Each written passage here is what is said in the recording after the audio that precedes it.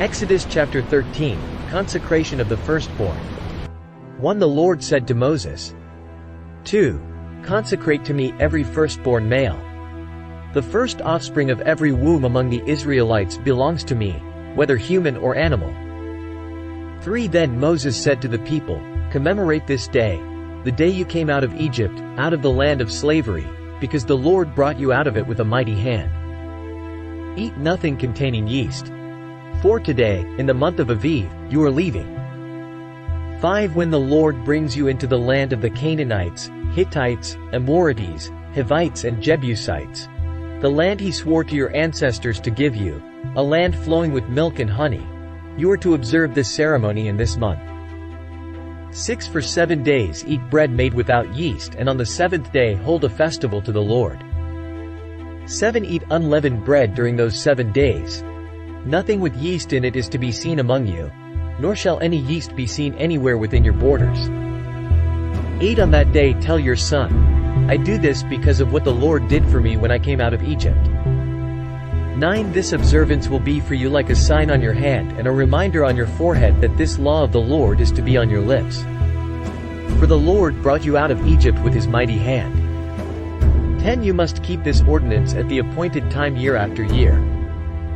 11. After the Lord brings you into the land of the Canaanites and gives it to you, as he promised on oath to you and your ancestors. 12. You are to give over to the Lord the first offspring of every womb. All the firstborn males of your livestock belong to the Lord. 13. Redeem with a lamb every firstborn donkey, but if you do not redeem it, break its neck. Redeem every firstborn among your sons. Say to him, with a mighty hand the Lord brought us out of Egypt, out of the land of slavery. 15. When Pharaoh stubbornly refused to let us go, the Lord killed the firstborn of both people and animals in Egypt. This is why I sacrifice to the Lord the first male offspring of every womb and redeem each of my firstborn sons.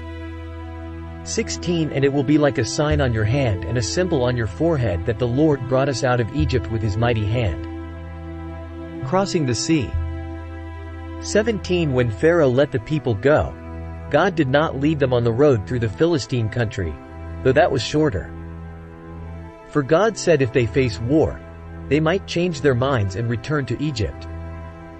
18. So God led the people around by the desert road toward the Red Sea. The Israelites went up out of Egypt ready for battle.